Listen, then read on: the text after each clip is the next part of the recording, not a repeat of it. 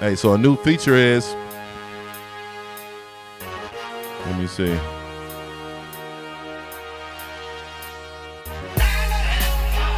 Can y'all hear me?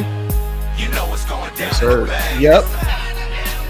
Yeah, it's like a new thing or something now they got on here. You can talk behind the scenes.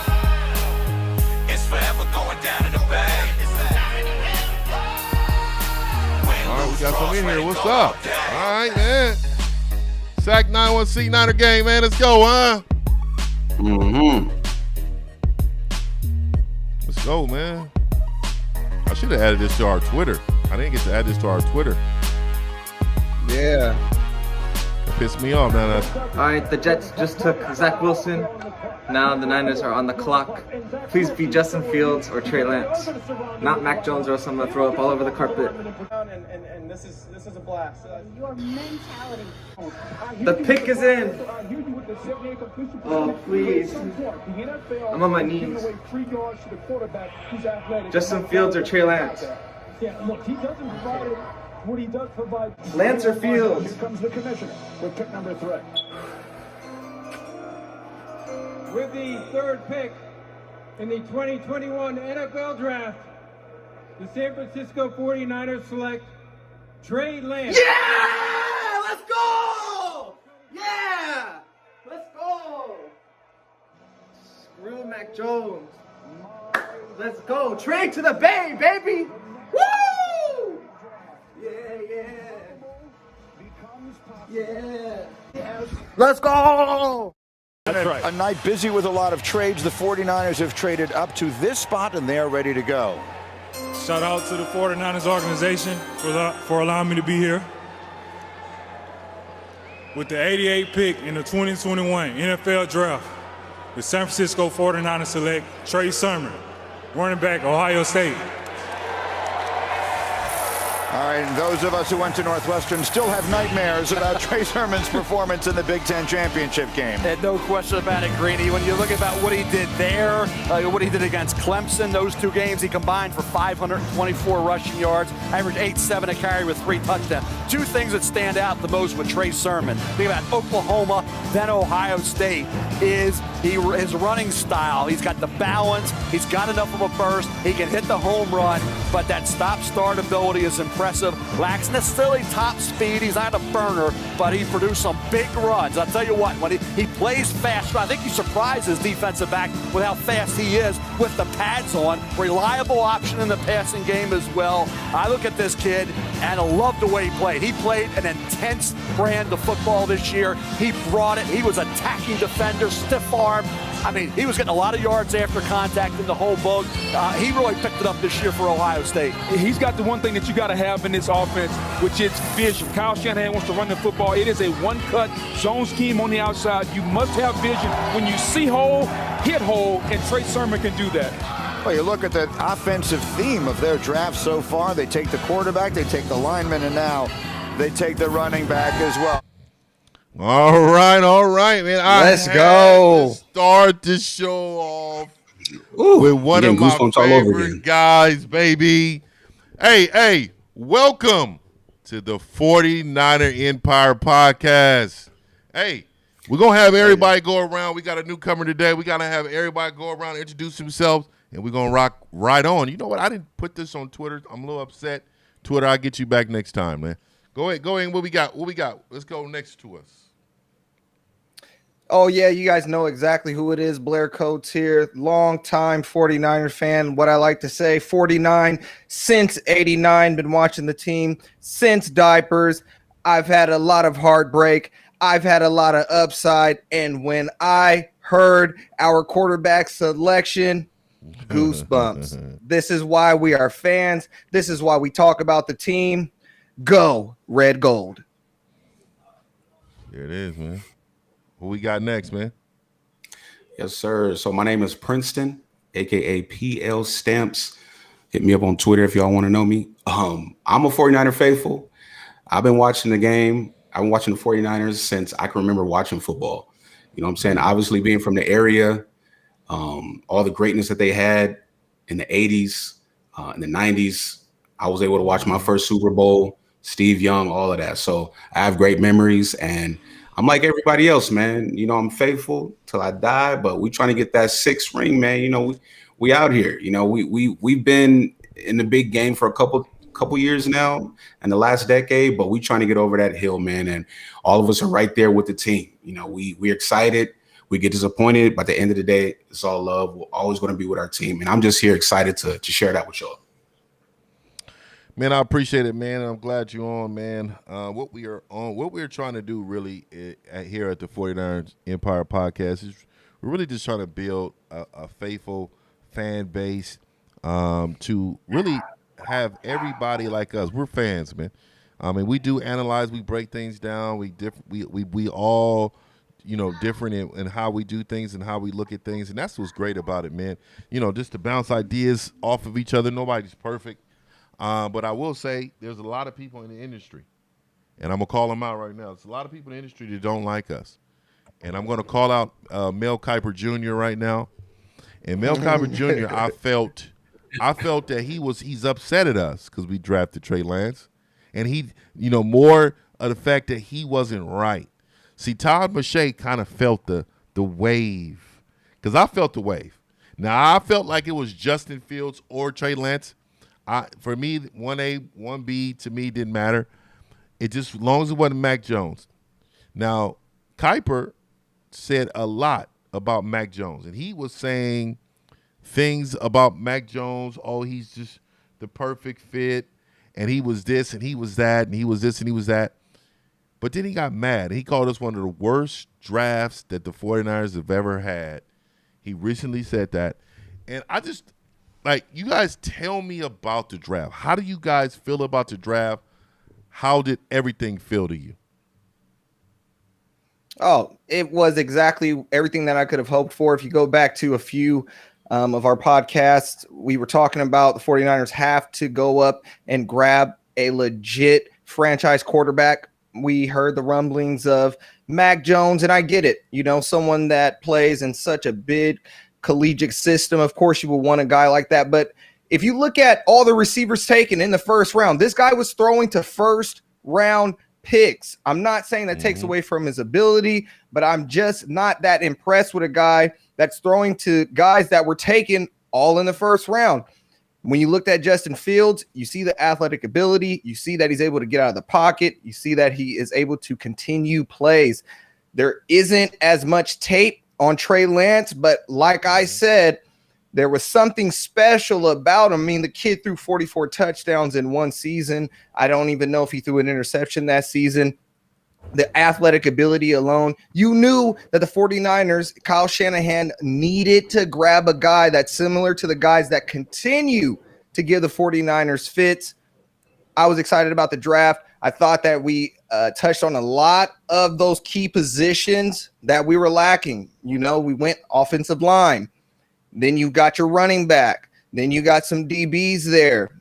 I just thought that was a really, really good, well thought out plan for the draft. Like you said, Mel Kiper, he's been doing it a long time. Much respect to everything that he does. His analysis is usually on point, but he gets things wrong.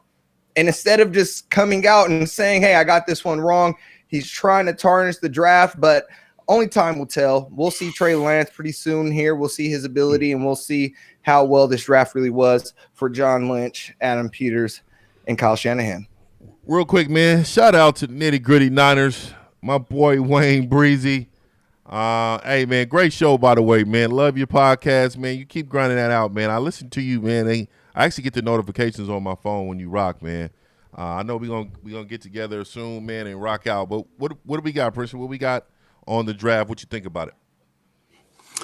I like the draft. And you know what? These last few years, I've loved the 49ers draft. And you know why? It's because they have Kyle Shanahan. They have John Lynch. These guys care about the team. They want to see this team succeed every year. I have trust in these guys. So when they make these picks, I know they made these picks with a lot of thought, with a lot of process. They're not just doing it because, hey, we need this, we need that. They're doing it because they believe in these guys. These guys are character guys. These guys are going to contribute.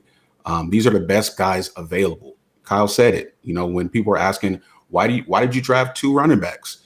these were the best guys available where we were picking. And that's smart. That's what you have to do as a head coach, as someone who's drafting guys. You can't just say, well, people don't like our O-line. We got to pick, a bunch of O-linemen. No, they put a lot of thought into these picks. So overall, I like the picks that they have. They value running backs. Kyle values running backs, and these guys are not slouches. Yes, we have Mostert. Yes, we have other guys. We have a good stable of backs, but we've seen what happens when they get injured. Things kind of slow down for us. Offense, it slows down. So we need guys who we can bring in next man up, who can contribute just as well. Same thing with the quarterback room. Kyle and John has said it before. We're insulating ourselves going forward because we can't afford to have injuries at that position. We saw what happens once they get injured. Everything goes down the drain. We struggle to win 6-7 games. So I really like what they did. Obviously, with Trey Lance, there's a lot of upside with this kid. I was excited, but at the same time, I was shocked. I thought they were going for Justin Fields, a little bit more refined. But I really love what Kyle has said about this guy. I didn't know a lot of these things about Trey Lance until Kyle said it. So I'm excited for the guy. Seems like a great kid. He's the future. And then we have a lot of depth as well. We have a lot of people already on the squad ready to play. So some of these guys don't need to play right away. They don't need to contribute right away. They'll sit and learn, and they'll be just as good or even better once it's their time. So I'm going to play it again because he's one of my favorite guys. Actually, you know what? I'm going to go a different direction. I think this is the reason why we're going to be threatening to go back to the Super Bowl. I need you guys to watch. Let's see who they've selected in round 2.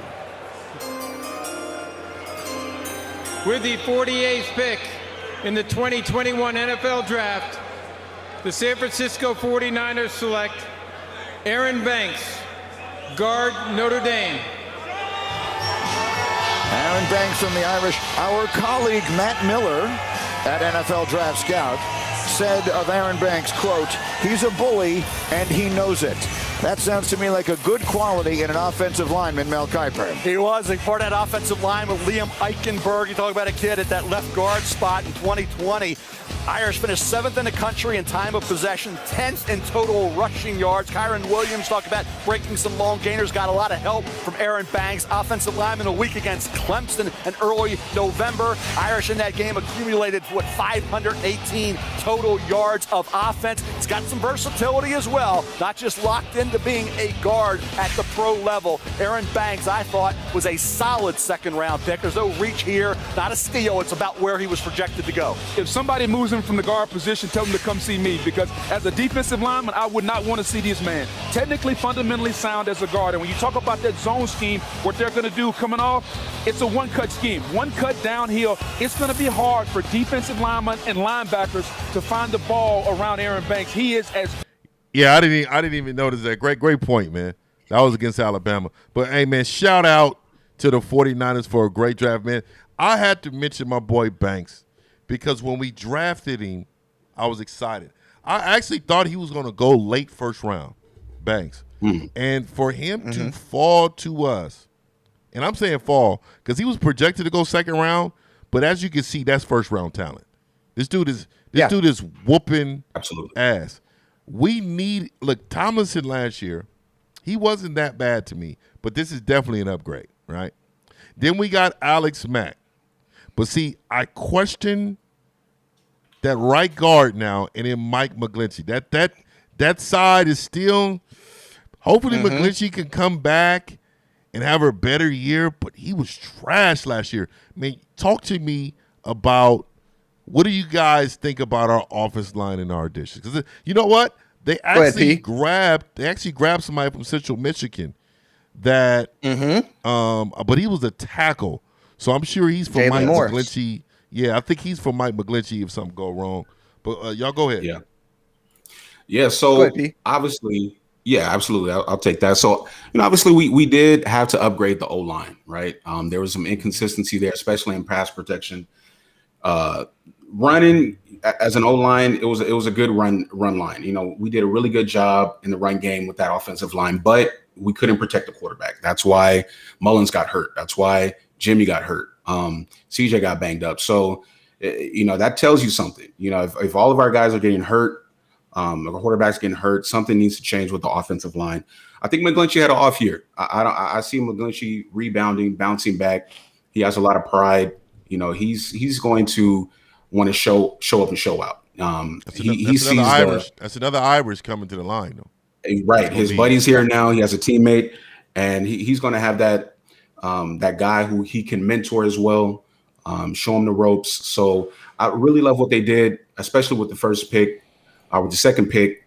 I think Aaron Banks is going to be a beast. He's going to fit in nicely. They're just going to insert him right there at right guard, or just have a competition. Best man wins. Alex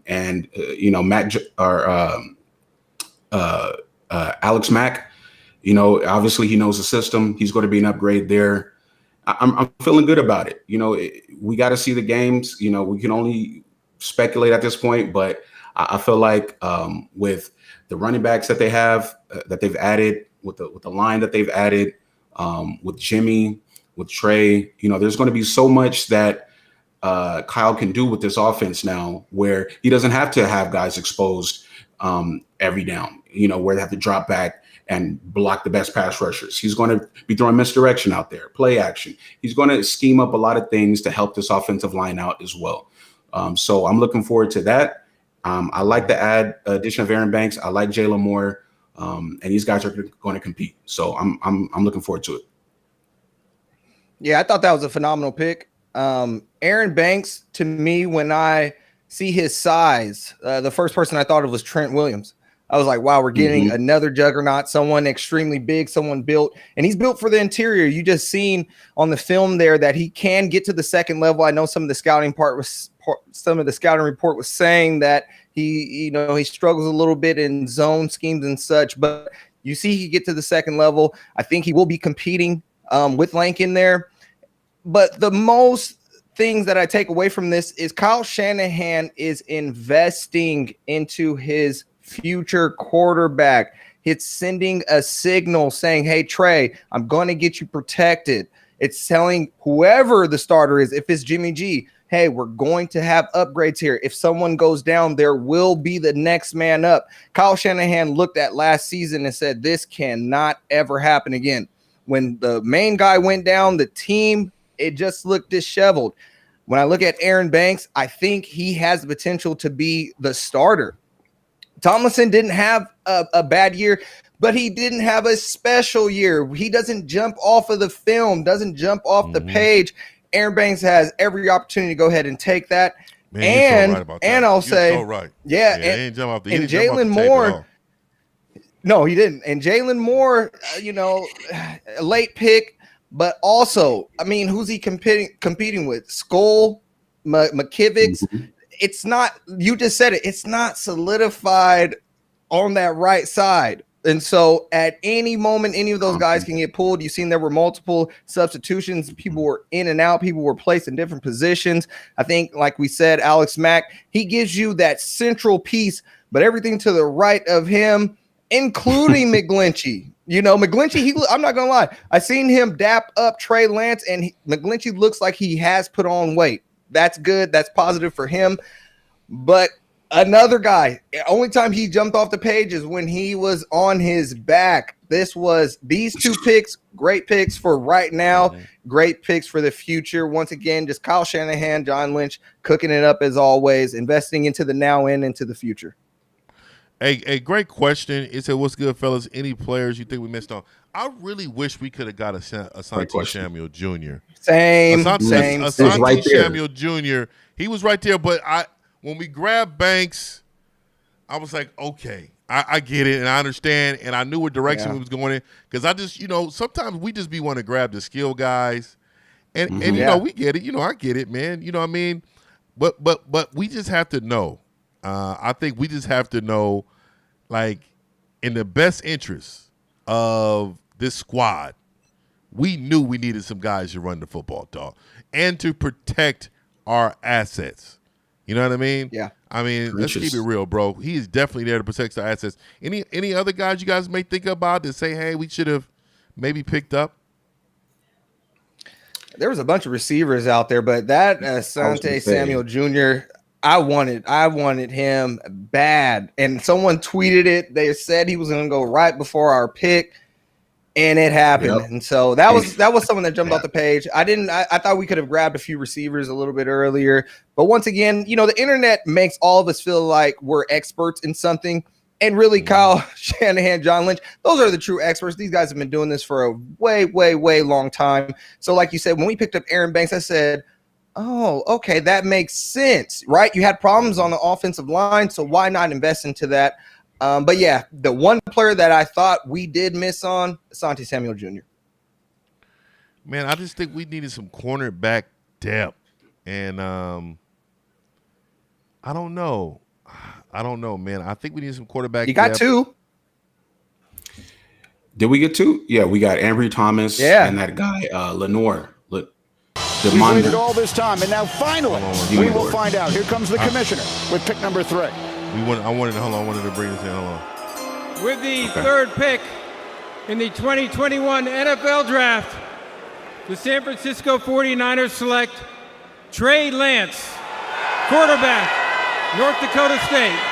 Hey, man, I just wanted the feeling of that again. Oh. Hey, man. The national.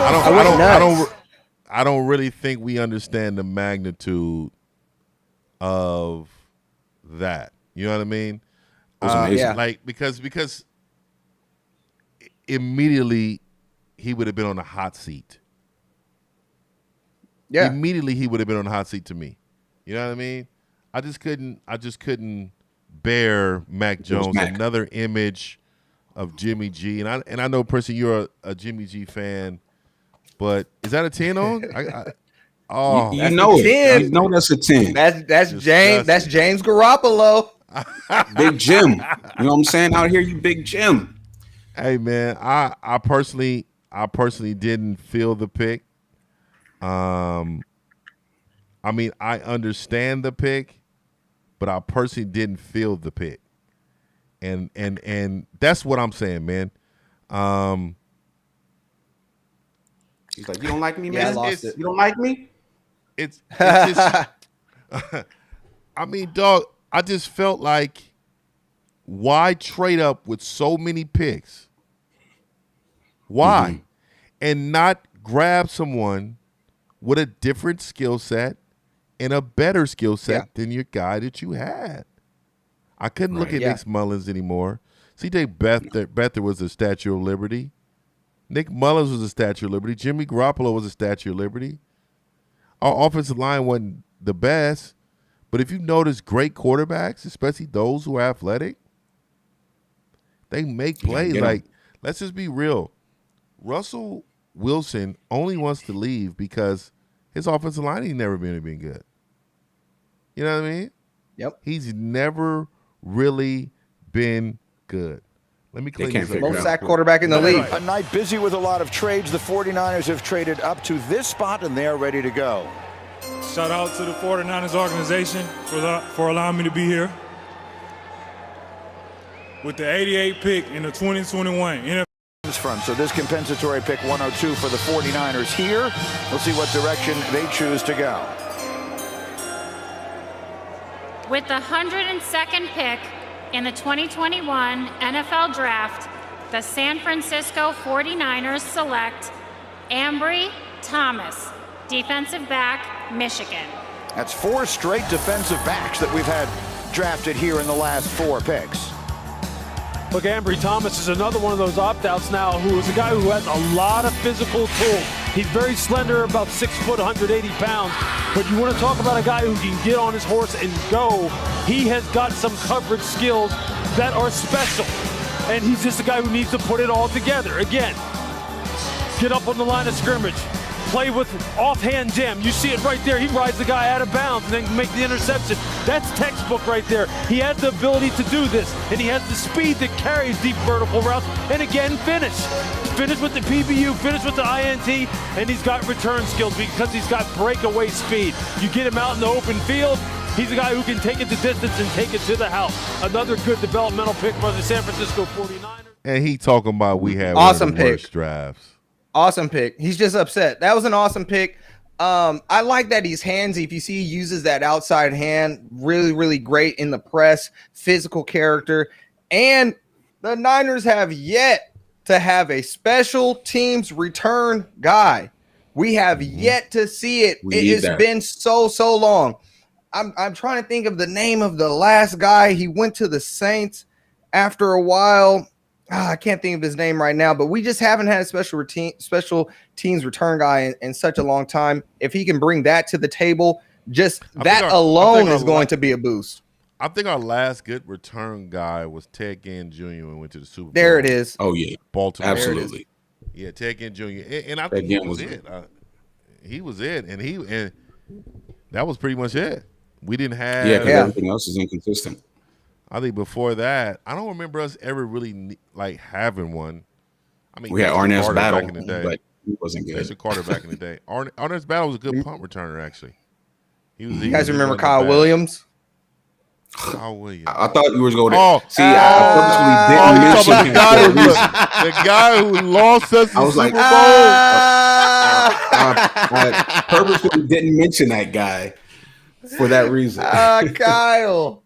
Man, yeah, that was terrible. But yeah, Embry looks good. I think let's talk about this USC man of Troy. I think I want you to talk about it. Let's talk about it, Blair. I think you brought up something on Twitter, and just talk about it on what you talked about on Twitter, man. And we I think we should bounce some. That's some good talking points right there. Well, he reminds me of Polamalu. Just when you look at the style of play, it reminds me of Polamalu. Of course, he doesn't weigh the same, but he's a versatile defender, very diverse skill set, and the main thing, he's a violent tackler. He has this mantra that he lives by, where he plays the game with no fear, and you can see that off the page. He racked up about 4 interceptions in 2020. I mean, this is a guy. If he puts on just 10 pounds, anyone playing the safety position on the 49ers should be worried. Anyone playing the safety position should definitely be worried. That's from Harris. That's to Tart.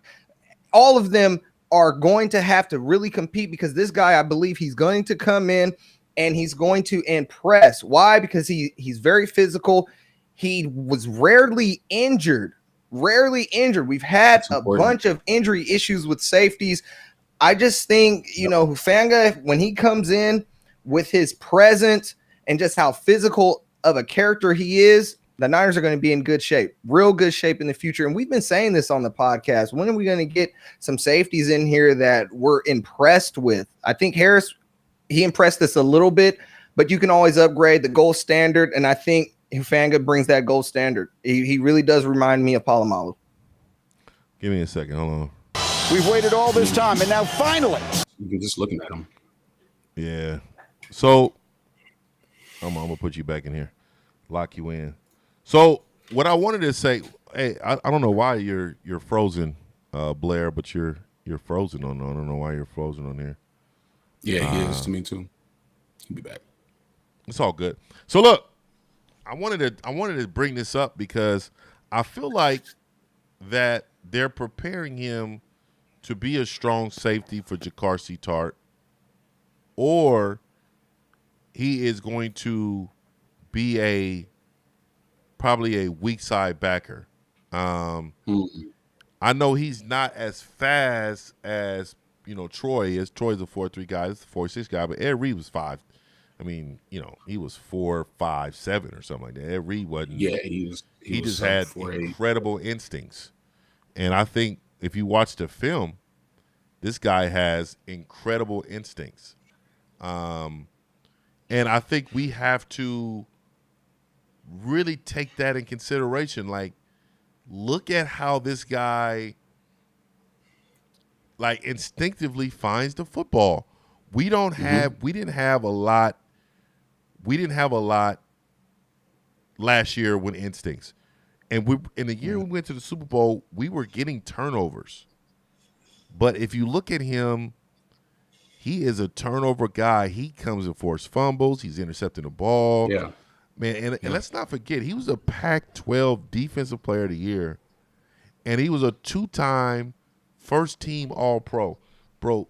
And then the first thing Mel Kiper said, he ran a 4.6. So this is why he's projected to be. I mean, who knows?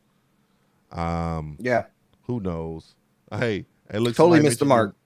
Somebody mentioned your mug, man. I was saying it earlier too. It's funny you said that. 49ers first takes. I was like, man, I got to order me a mug today, man. My boy always comes with that mug, man.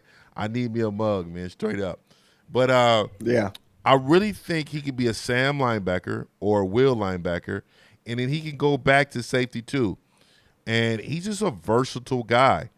And yeah, I like what Kyle Shanahan said. Kyle Shanahan said he's an old school tough guy. So who's that remind you of? John Lynch. If you look at John Lynch, he wasn't the fastest guy, but he was hard-nosed, hard-hitting, instinctive football player. He was a great football player. So I think he saw a lot of himself in him. So that's probably why he drafted him. What do you guys think? Yeah, I think he just needs to put on about 10 pounds. Yeah. Is it 10? Yeah, he's only 6 feet, 200 pounds or something like that? Is he? Yeah, he's elite. He's a bit small. Talk to me about that, man. Let me find out where he's Yeah, I think he's just a bit small, and he may lack what he lacks in speed. He makes up for in physicality. You've already said it. Diverse skill set, can play multiple positions. He is hard nosed. He is old school. I think he'll lay the wood like Dante Whitner used to do, right? Like Deshaun Golston used to do. That's what the 49ers have been missing back there. I mean, we haven't had a whole bunch of headhunters since that era. And so I think you draft a guy like Hufanga and you just allow him to develop at the NFL level. And it's not hard to gain weight once you make it to the NFL. I mean, personnel, the dietitians, all of them are going to put you in position to have the body and physicality that you need. He has the attributes. He has the versatility to be a starter on this team. And that's what I'm looking for. I'm looking for that competition. I love what Jaquiski Tartt can bring to the team. I'm not trying to throw him under the bus, but he has not always lived up to the gold standard. And you bring in a guy like Hufanga, I think you're going to see some changes back there, definitely. Yeah, he's 6'1", 210. And that's almost Tartt's weight. Tartt's about 215, 6'1".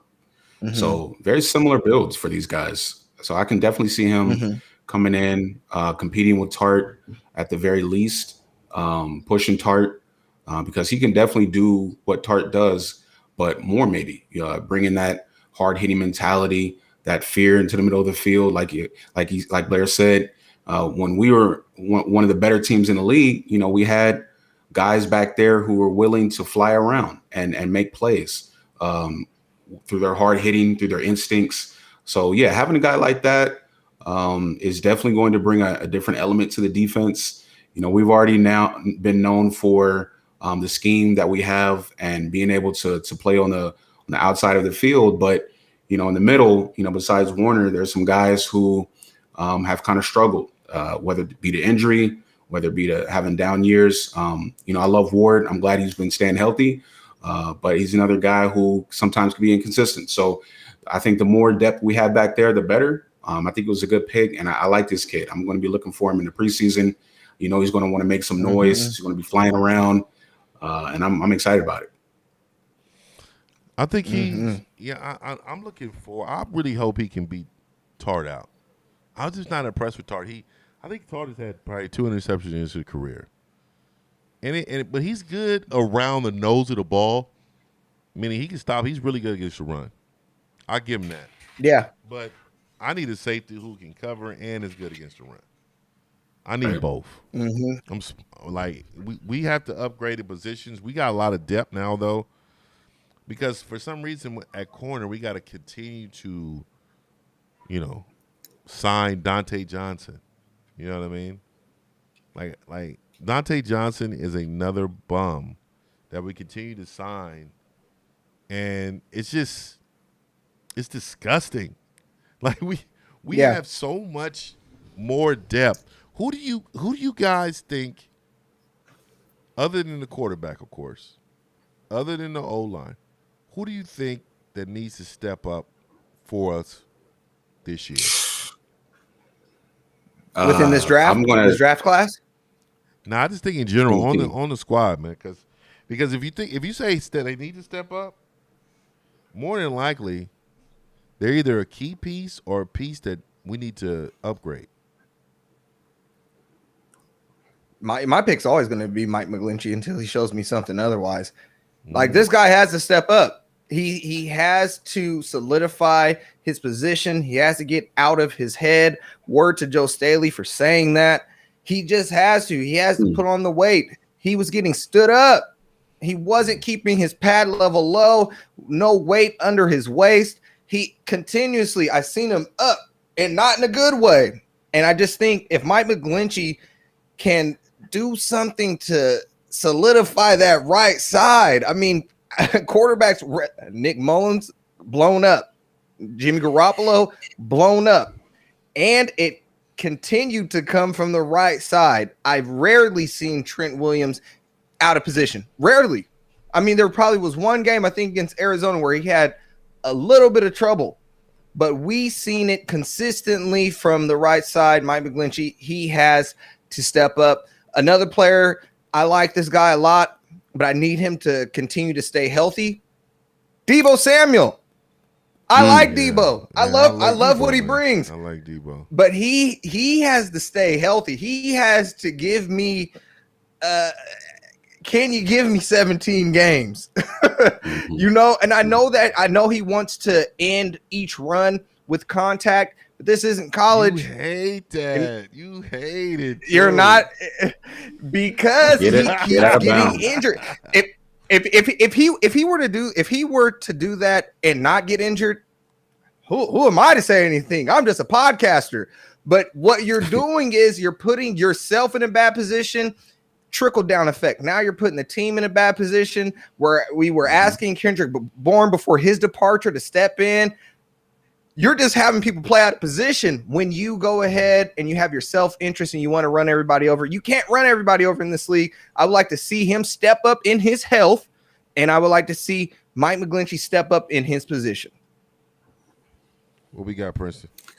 Yeah, Deebo, I like how you mentioned Deebo, because a lot of people are not going to talk about Deebo when it comes to improvement, because he's so good when he's healthy, though. You know, Deebo needs to learn, and I hope he's learned last season. Hey, it's okay to go out of bounds. It's okay if you didn't run that guy over. It's okay if you didn't, get an extra 5-6 yards. That's okay. We got another play. We want you to be around. Same thing in college. He was injured in college a lot. So, I think it's time for Deebo to realize, you got to be on the field, and man, you want that bag anyway, man. So you got to take care of yourself. You want to be in this league for a while. You have to do that. But besides Deebo, I'm going to say, and I like this guy too. I've liked this guy since he's come into the league. I feel like he's a great guy. He has all the intangibles. He has all the tools, and that's Arik Armstead. I love Arik Armstead. I'm going to say Eric, even though it's A-R-I-K. I just feel like he needs to step up, man. 2019, his contract year, he balled out. He had Bosa next to him. He had a few guys around him, and, some of his inconsistencies were masked because of that, because the other guys were so good, and then when Bosa fell off and, the injuries happened, it turns out that he's kind of reverted back to his 2018 form. I want to see him kind of step up. His numbers are down. I want to see him with Bosa, do more damage than he did in 2019. I want to see him rushing a passer, because we know he can set the edge. We know he's a great run defender, but I want to see him get at the quarterback more. I want to see him develop his game, because he's so huge. I mean, the guy is tall, he's big, he's strong, he has all the tools, but I feel like he hasn't reached his potential yet. And I feel like if he does, the sky's the limit for this defense. Before Hakeem says it, I know he's going to say that Armstead was out of position, but I agree with P. Eric Armstead has everything you can ask for your defensive front. He's another guy in his head. When the game's going well for Eric Armstead, he's rubbing his belly. When the game's not going well, he just he ghosts out there. Like, you sometimes don't see him. He doesn't show up on the stat sheet. And I get it. I know he was out of position. Veteran player, right? You know what you're supposed to do. I would think he'd be able to switch over to the outside and still eat, but move him on into the inside, which we've seen a few times last season, and he looked great. Go ahead, Akeem. I thought you were going to go ahead and bring that up because you usually do. I am, because I was about to talk about it because I wanted to bring this up again. I think we all need to understand when somebody plays out of position and they're still good, they're special. Remember I said that. Larry Allen, offensive lineman, he Pro Bowled at both guard positions, both tackles positions, and he even played center. So what I'm saying to you is he's in the Hall of Fame because of that. He was really good.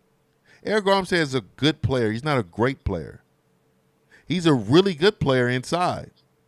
He's just an okay player off the edge.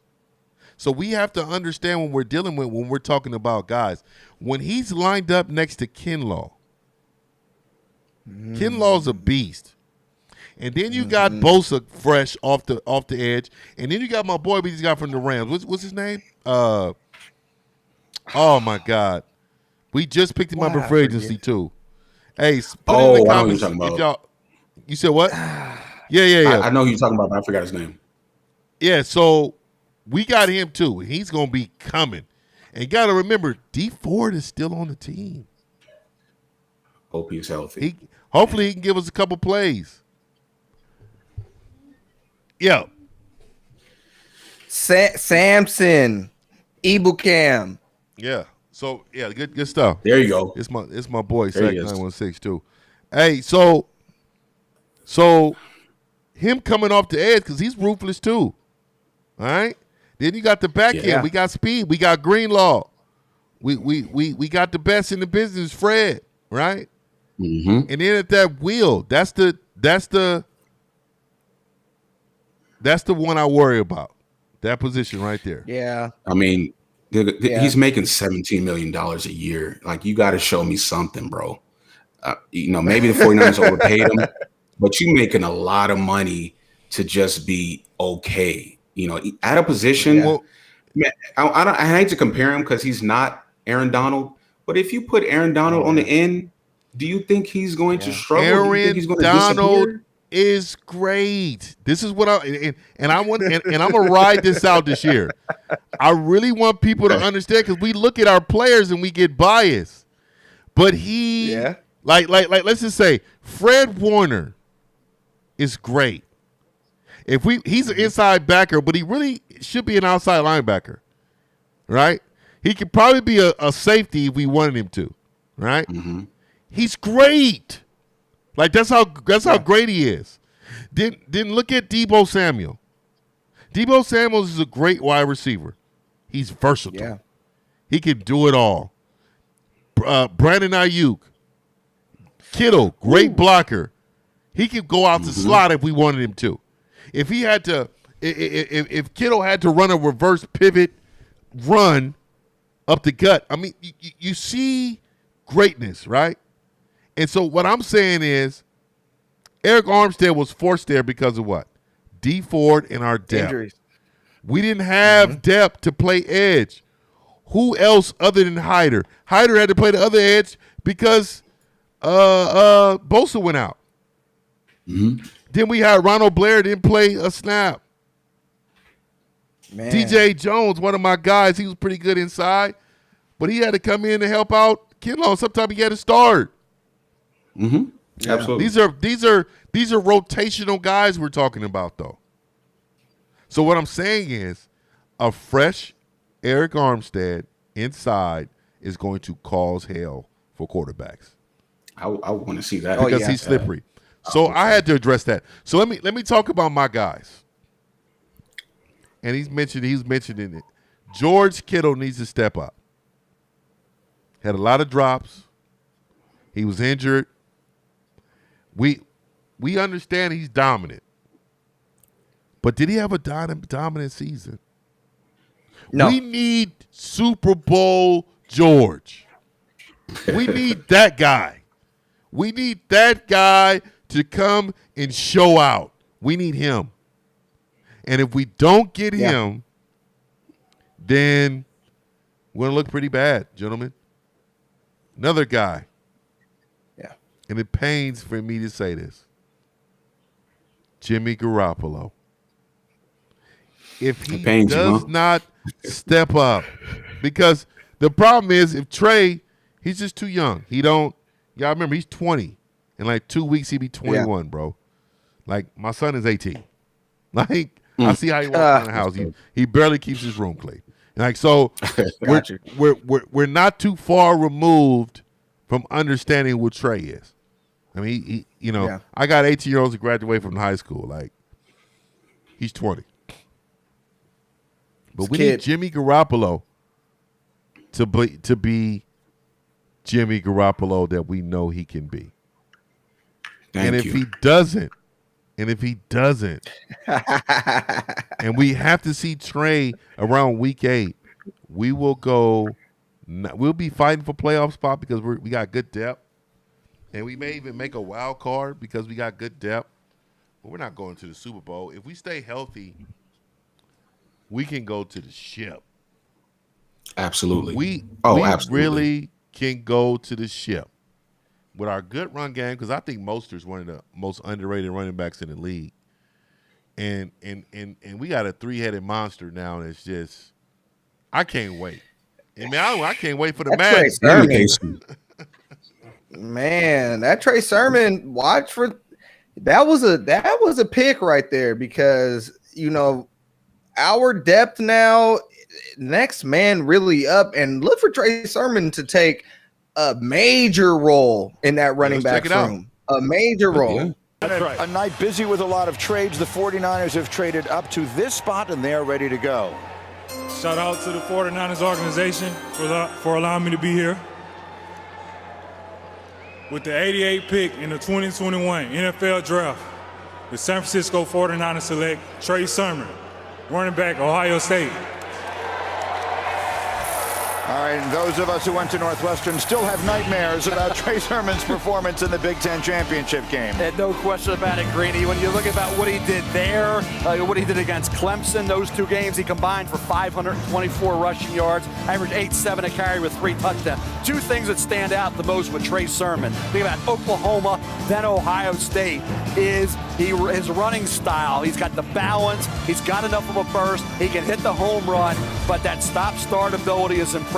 Lacks necessarily top speed. He's not a burner, but he produced some big runs. I'll tell you what, when he plays fast, I think he surprises defensive back with how fast he is with the pads on. Reliable option in the passing game as well. I look at this kid and I love the way he played. He played an intense brand of football this year. He brought it. He was attacking defender, stiff arm.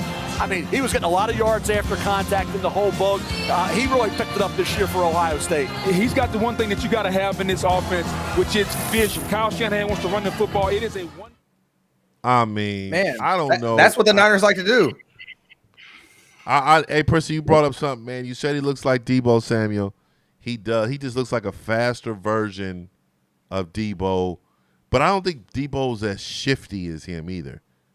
That guy, I mean, you got to know, dude, with a screen and that guy in space.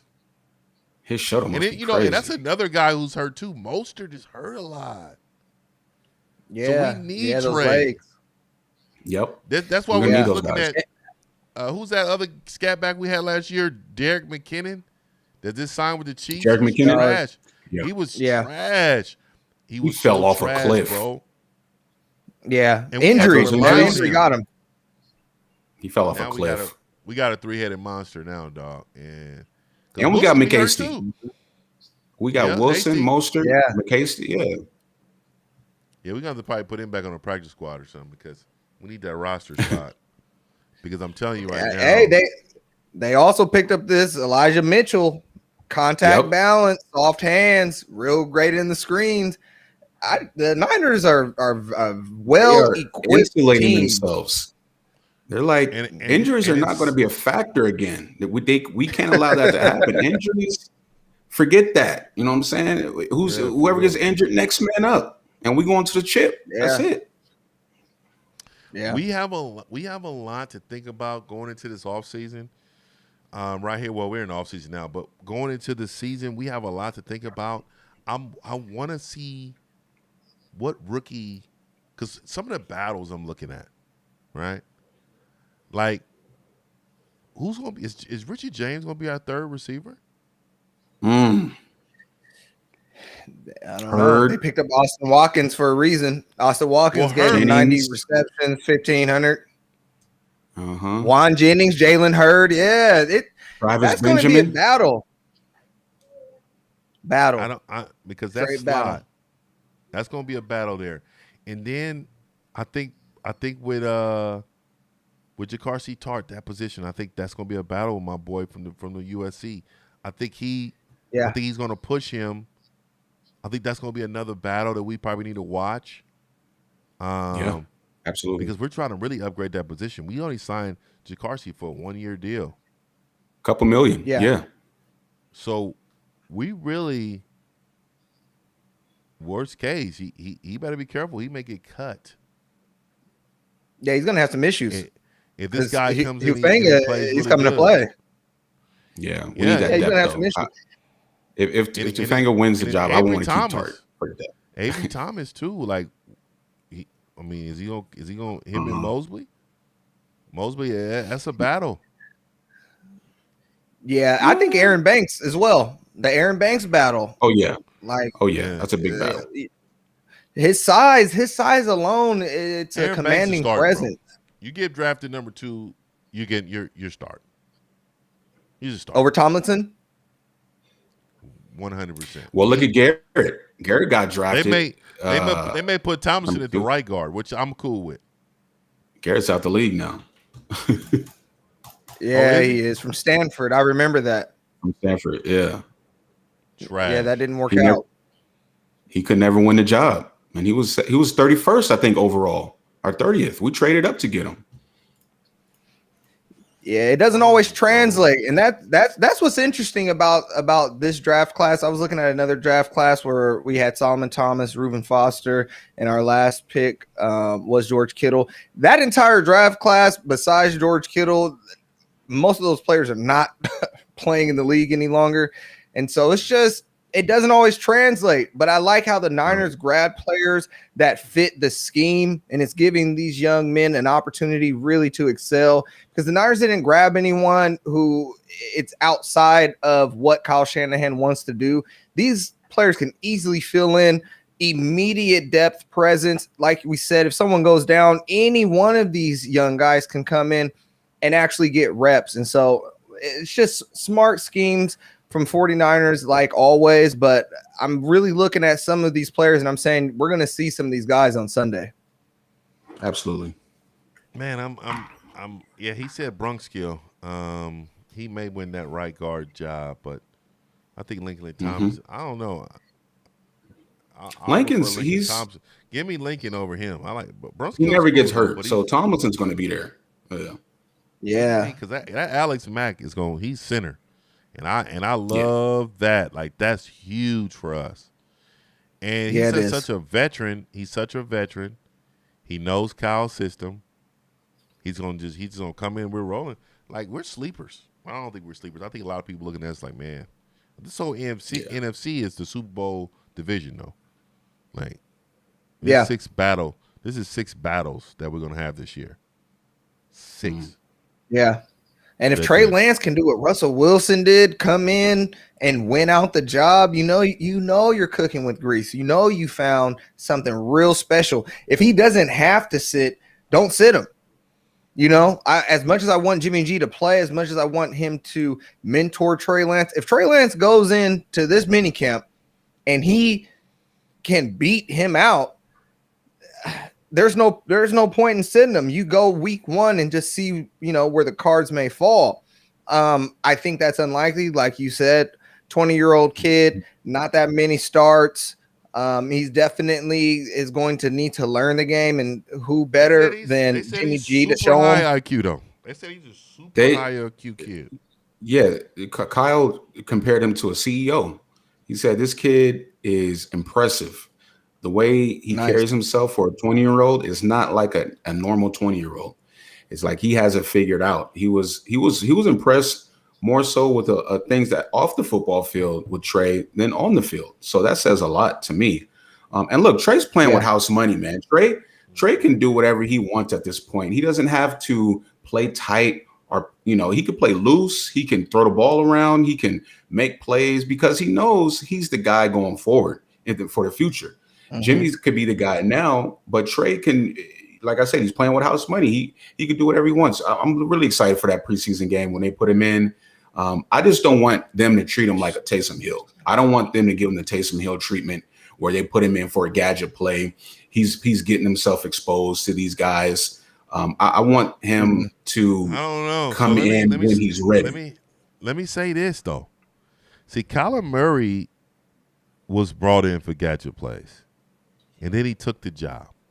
You got to remember, Kyler Murray early on, especially in preseason, Kyler Murray was the guy, and he just brought a spark. And remember, they said he's just ready to go. We had to start him week 1.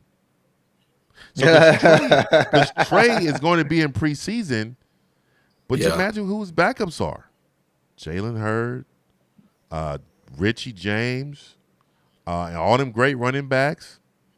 I don't know, Ross Dwelly. That's nice. Those are going to be the guys on the field with him. Right. Guess what? They're going to make plays for him. That's not bad depth. You know what I mean? And then we got some of them hungry rookies, that Watkins kid, and a lot of these backup receivers. Like, they're going to have to play. I'm wondering how well is he going to have to play for fantasy? Like, you know what? Put him in there week 1. I'm wondering how much. Like, imagine he, third preseason game where he gets to play a full half, and he's just cooking. I mean, does it put pressure on Kyle to be like, yeah, God, I might have to put this guy out there? Because we know what Jimmy is. So it's going to be interesting. I think they felt our pressure. I think they felt he's commanding that offense. Pressure. Yeah. Yep. If he's commanding the offense, come on, bro. Like, if it just looked like it's way more electrifying, because Jimmy, he could be in that pocket, bang, bang, bang, 10 plays, but then Lance come in, bang, touchdown. And when we see that first deep ball, come on, man, where the ball just pops off of his hand and it's perfect right in the bucket, people be like, all right, that's enough of Jimmy. We've seen enough. It's time for the Trey Lance show. Yeah. And then when he's breaking off on runs, extending plays, people are just there. Let me say this. Jimmy G needs to have a more than decent season. I remember this happened to Alex Smith when Kaepernick was behind him. Any bad play, the boo birds are out. Fans are going to be in attendance. Jimmy G is going. I pray that he has good to great games, because people are going to be calling for Trey Lance early. I ain't gonna lie, man. Yeah, he throws one of those Jimmy interceptions. Man, one of my homeboys lost a bet, so he's buying me a new Lance jersey. And I told him I need a nice, authentic Nike version. So I will definitely be cheering for Lance. I need him to come in, bro. And I wouldn't be surprised. Don't be surprised this, and I'm going to make a bold prediction here. Don't be surprised if he starts week 1.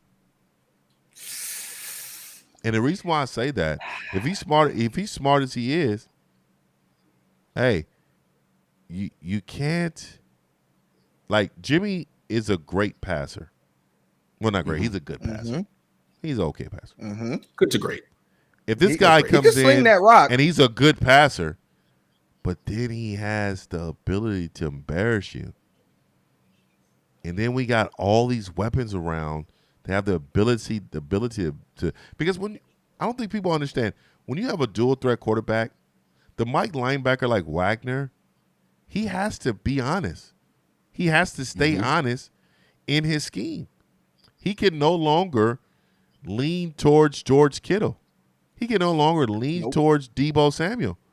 And guess what? You're not playing a lot of man football against the guy in the pocket like that. Because if you do, he's gonna hurt you. And so we have to understand Jimmy does not cause that. They'll leave Jimmy open. You know, he's not gonna do nothing. Yeah. He's not going to do nothing. And just look at what Kyle Shanahan draws up. Just real quick, if you look at what Kyle Shanahan draws up, Jimmy G was dinking and diving, right? He's just throwing 5-yard passes, throwing some screens, tossing the ball off. Why can't Trey Lance do the same exact thing plus give you some 5-yard runs with his legs? Like Kyle Shanahan has players wide open. Okay, it's unheard of. George Kittle wide open all the time. Brandon Ayuk, no one in front of him. Why can't Trey Lance do it? I'm with a lot of the other fans where I would like to see Jimmy Garoppolo start, train this kid up. But I'm telling you, with what Kyle Shanahan draws up, it doesn't seem hard for a rookie quarterback of his caliber to pull off. That's all I'm going to say. Yeah, then he gets his reps, then he's getting his live reps that he needs to grow. But I'm going to say this, too, about Jimmy. We need Jimmy to play because, as I think it was 34 questions, he had a comment. We need to up Jimmy's trade value. We need to put Jimmy out there to show teams, look, this can be your guy right here. We don't need him because we have our guy. But, look, Jimmy can still play. Jimmy was injured last year. He was hobbled. He wasn't the same. Give me a destination. Now look at him. Give me a destination for Jimmy. Chicago. No, I have one. Nah, they got Fields. I got Washington. I got Washington. Decent. That's I could see something like that. They got who's over there? They got Fitzpatrick. Fitzpatrick. Okay. Yeah. So they got Fitz, but I think Jimmy will go over there with that West Coast scheme. Rivera will have him going with that good defense. He wouldn't have to carry. But if I was the 49ers, I would need a second round from the Washington Redskins. I mean, from the Washington football team. Because you don't want to trade them in the NFC to a team with a defense like that. Because you may have to play. Yeah, then he come back and burn you. I wouldn't be surprised if the Minnesota Vikings took a chance on him either. I got a team too. I'm going to say they will kick him out the conference and go to Denver. Because Denver they have Bridgewater. They have the other kid that they drafted. They need a guy. So I can definitely see the 49ers entertaining that. It sucks because the guy who we didn't want, Mac Jones, is now the reason why we have less opportunity to trade Jimmy. Because Belichick's not going to go to Jimmy at this point. He's going to look at the contract and be like, I got Mac Jones, man, for the cheap. I don't need Jimmy at this point. So it's going to be interesting to see what happens with Jimmy. We might need to have him for the entire year and kind of see how the cards fall. But I want to see him in there playing in some capacity. Even the Raiders. Yeah. Yeah. It seems like Gruden doesn't believe in Carr. For some reason, I feel like he doesn't believe in Carr, and he's looking for an upgrade. I can see that. He's better than Jones with New York Giants. Yeah, he's a young guy though. Jones is. They believe in Jones. They just need to get wiped. Yeah, I was gonna say they like him. They like Jones. Jones is super weak. I don't know why. I don't see it. I see a little. Why did man fall over though? Like he couldn't run 75 yards. That's called the football. 22 years old. What do they call that? That's the football guy. Man. He fell over. Yeah, that was a blooper. I think before we get up out of here, let's talk about in this whole draft that we have. Out of everybody, this is going to be a hard one for you guys.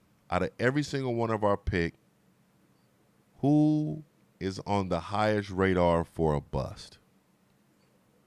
Ooh.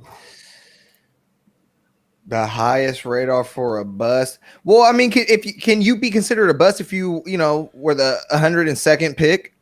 Was that Right. you can still Yeah, bust? I don't think so. Anybody with us? I mean, it's easy to say Elijah Mitchell, right? We could easily say, Yeah. last. But come on, man. Really think about bust. Either he's good or he's gonna be bad. I'm gonna say Hufanga, and I like Hufanga, man. But I could see. thing. I could see if he doesn't come in, if he doesn't translate, if he doesn't transition to the NFL game, he has bust potential for sure. I definitely see the same thing, and I know the guy we drafted ahead of him, but man, I see it too. I think he's going to be really good or really bad, man. Really bad. The Amador Lenore. Yeah, what do you got? What do you got, Princeton? So I agree with y'all in a sense. Of course, the running backs, they have all opportunity in the world in this system. I don't think they're going to struggle. I think Kyle's going to set those guys up. So I'm going to just switch it up and say, look at the cornerback, with Ambry Thomas. In this system, it's a system where you have to be smart. You have to know what everyone else is doing. Everyone has to work together for this to work out. So, what was he, the third pick?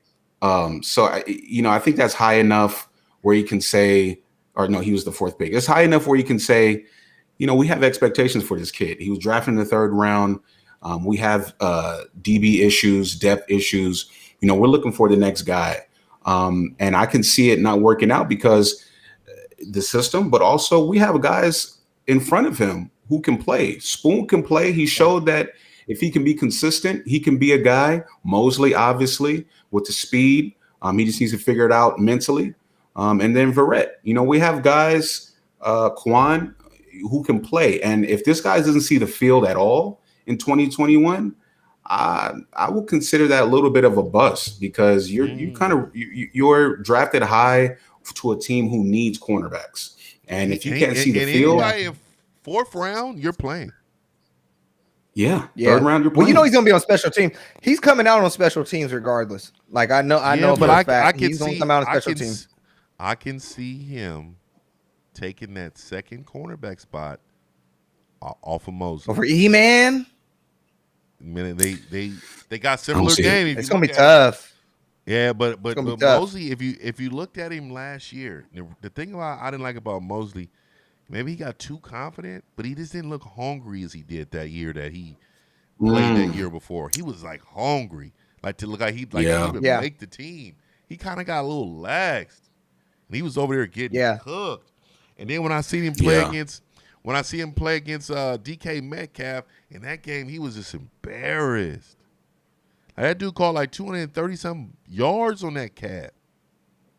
He was killing them. So that looks like a Mosley pick. Yeah. But I mean, like you said, I mean, these guys, I feel like DK is like Hopkins. You're going to get beat by this guy. First of all, you have a Hall of Fame quarterback throwing to the guy. So it's very hard to contain him for an entire game.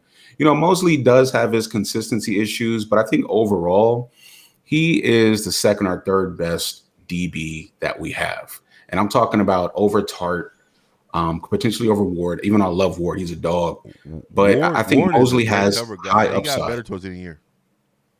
Yeah, I mean, he's long. His arms are like Stretch Armstrong. They go all the way down to his kneecaps. But I think that Mosley has more potential, and I think he can get there. Yeah, and the whole team just, when you go on those long Super Bowl runs, those playoff runs, and you don't win it, your team just gets beat up, and everyone looked beat up. That's why George Kittle was playing at a different level than we're accustomed to. They didn't have a pass rush offensive either. Line. Yeah, like it was just a lot different. I expect a complete 360. Okay, expect a completely different defensive line. Look at the offensive line; they're going to play differently. I'm expecting a way better team than what I seen last season. And it's just because those long runs, it takes it out of you, especially when you lose. When you win, I mean, word to the Chiefs, they got right back at it, but they won. That's momentum. When you lose, you run into that wall, it takes a lot out of you. So I think you're going to see a little bit different players coming onto that field. But you're right, E-Man, it's not solidified by no means. You know, he's going to have to step up, and he's going to have to make his money because the Niners didn't draft 3 defensive backs for no reason. You know, there's obviously was a need there, and that void's going to get filled some sort of way. Right. So before we get up out of here, we got a question. Do you guys think that Mostert and or Wilson will still have key places in the run scheme? Yes. I definitely do. Mostert, yes. Wilson, I don't know. I think Wilson's our bruiser, and I think Mostert's our lightning, and he's thunder. So then I think Sherman, I think what he brings is both. So I think he may start. And I think it'll be Mostert and Sherman. I think Mostert may not start only because of his injury history. And so starting for us is one snap. I mean, he come in the second snap off running back. Really. Running backs, he's all about packages and what they can do for him. But he just But Mostert has something you can't teach. Mostert has uncanny acceleration. Of course, his top speed is crazy, but he gets into high gear in a blink. It's very rare that I've seen a running back be able to do that. So he's special. So I think he plays until the wheels fall off. And I think that's what Kyle has a bunch of guys behind him for, because he knows with Mostert, the wheel probably will fall off eventually. But look, we have guys who we can bring up who can be just as effective. But I think Mostert's the guy at this point. Has to be. All right, guys, come to the end of the show, man. Like I said, man, I enjoy it. We're going to amp this thing up, of course, when we get closer to the season.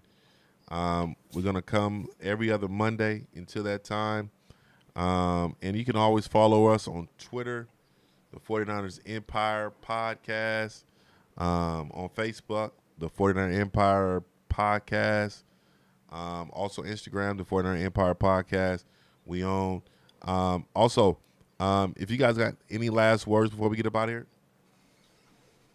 Man, I just appreciate everyone for staying tuned, staying with us in the off season, being with us during the season, submitting questions through Twitter. It really helps our content, helps us to grow, gives us a foundation.